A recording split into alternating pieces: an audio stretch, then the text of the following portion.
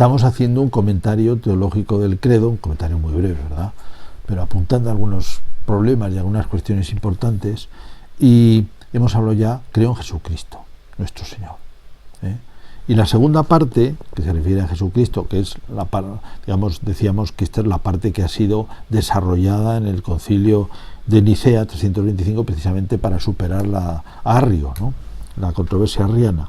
Y se dice que por nosotros los hombres y por nuestra salvación bajó del cielo, y por obra del Espíritu Santo se encarnó de María la Virgen y se hizo hombre, y por nuestra causa fue crucificado en tiempos de Poncio Pilato, padeció y fue sepultado, y resucitó al tercer día según las Escrituras. Bueno, esta parte sobre todo nos centramos, quizá en la anterior, ¿quién es Jesucristo? Dios hombre verdadero. Creo en Jesucristo, Dios hombre verdadero, verdadero Hijo de Dios. Aquí la cuestión es, además, la encarnación y el motivo de la encarnación, que es por nosotros los hombres y por nuestra salvación. O sea, el motivo de la encarnación es la salvación. Y claro, este es el problema con que nos encontramos, diríamos, porque así como antiguamente parecía obvio, la salvación se empleaba, pero ¿y qué es la salvación? La gente realmente quiere ser salvada. ¿De qué quiere ser salvada? ¿De qué necesita ser salvada? Esa es la cuestión. Digamos, ¿por qué Jesucristo es nuestro Salvador? Claro, si no, parece que la figura de Cristo se nos queda descolocada. Y efectivamente es un punto importante, ¿eh? Él vino para salvarnos. ¿Cómo nos salvó? ¿De qué nos salvó? Si no, las palabras pierden su fuerza. Pues, diríamos, se diría la tradición cristiana del pecado. Pero dicho así, puede ser poco significativo, porque la gente que nos rodean esto del pecado no lo ve claro, ¿no? Además no le parece que... ¿De qué es Salvador? Bueno, pues lo mejor es observar de qué necesitamos ser salvados. Entonces, una observación rápidamente dice, primero que somos mortales. Dice, no, eso lo hemos arreglado. No, no lo hemos arreglado. ¿Lo vamos a arreglar? No, no lo vamos a arreglar. Podemos dilatar un poco la vida, sí, es evidente que podemos. También con más riesgo, con más enfermedades, con más líos, pero vamos, podemos alargar la vida. ¿Cuánto? Evidentemente, por más que se quiera, está limitado, por muchos motivos, a pesar de mensajes más o menos así confusos que se mandan. Estamos limitados, nos vamos a morir, además estamos muy expuestos, somos muy frágiles, estamos expuestos a muchísimas cosas, decíamos, y necesitamos ser salvados, sí, y queremos ser salvados, quizá alguno no quiera ser salvado, pero la mayoría que quiere vivir, queremos vivir, es un impulso natural que tenemos, y además tanto nuestro cuerpo como nuestro espíritu lo desean, queremos vivir. Y sin embargo estamos sometidos a la muerte, al dolor, al mal. Ya avanzamos un poco más. Este mundo no es un paraíso, estamos sometidos al mal. Estamos sometidos, y así uno tiene un poquito de sensibilidad y no piensa solo de una manera egoísta, porque vivimos en un mundo consumista. Entonces, eso mismo es una dificultad para plantearse este tema de que quiero ser salvado. No, si ya tengo de todo, yo tengo de todo, vivo bien. No quiero ser salvado, pero no quieres ser salvado porque no sabes los bienes a los que estamos destinados los seres humanos, no sabes lo que significa Dios, no sabes lo bueno que es el contemplar a Dios. Simplemente estás lleno, tus capacidades están llenas con cosas mucho más bajas. Entonces resulta que, ¿de qué necesitamos salvados? Necesitamos ser salvados de la muerte, del sufrimiento, necesitamos ser salvados de el sentido de la vida, que se nos dio un sentido de la vida. ¿Para qué estamos aquí? ¿Qué sentido tiene esto? Que se nos dio un horizonte, que se nos dio un futuro. Y también las múltiples cosas que en este mundo no funcionan. Y sobre todo, decíamos, si uno tiene más sensibilidad y no es simplemente consumista, la injusticia. La injusticia. ¿Por qué tanta gente padece?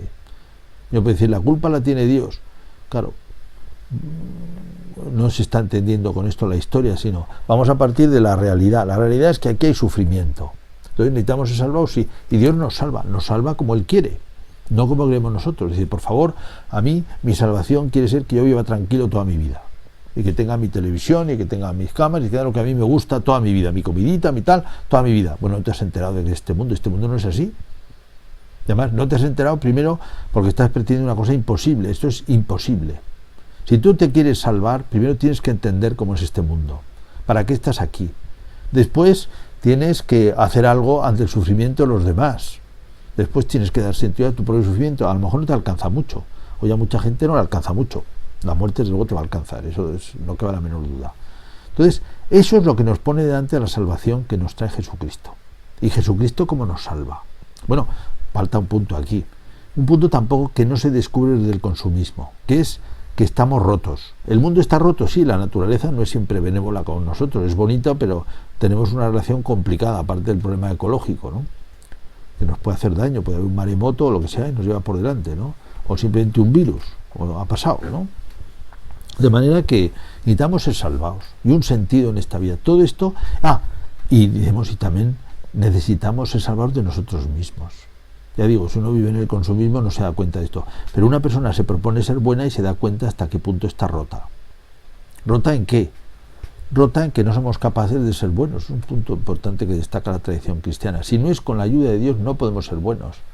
Dice, yo quiero amar al prójimo, digamos, como Dios nos ha enseñado. No se puede si no es con la ayuda de Dios. Justamente cuando se lo propone uno ve qué miserable es, qué egoísta es, qué perezoso es, qué soberbio es, cómo con cualquier cosa pone sus caprichos por delante de todo. Y eso, ¿cuándo nos pasa? Constantemente.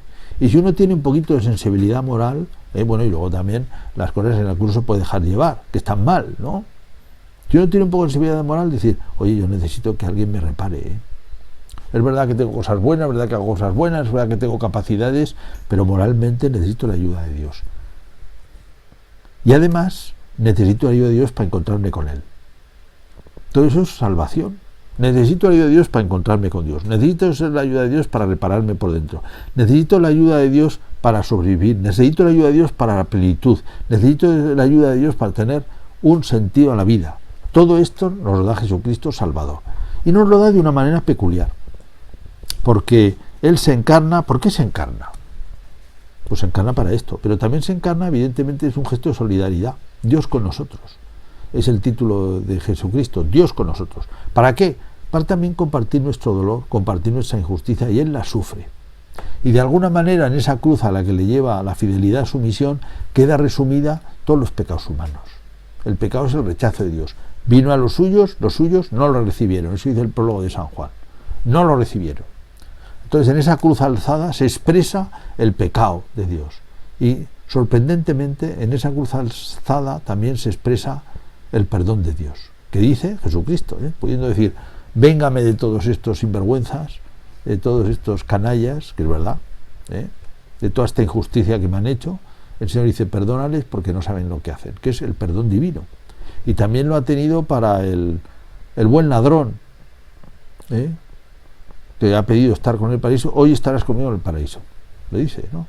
El perdón de Dios desde la cruz, que es, a su vez representa el pecado, De manera que Jesucristo tiene ese gesto que le lleva a la cruz, donde de ahí somos perdonados. Y eso se convierte en el sacrificio cristiano, teniendo presente que la religión judía hacía sacrificios que se eliminan. El único sacrificio es el que Cristo, que se entrega por razón de su misión al Padre, pidiendo perdón por nosotros.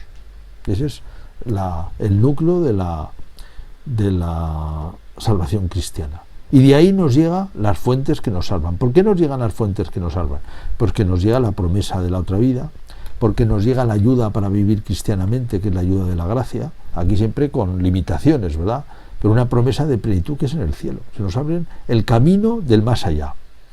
Y además se nos abre, Jesucristo dice, yo soy camino, verdad y vida, por donde nosotros podemos pasar para convertirnos en hijos de Dios y llegar a esa plenitud. Decimos, el cielo en la tierra, no, el cielo no está en la tierra. De aquí necesitamos ser salvados, de la muerte, del sinsentido, del fracaso nuestro personal, del pecado.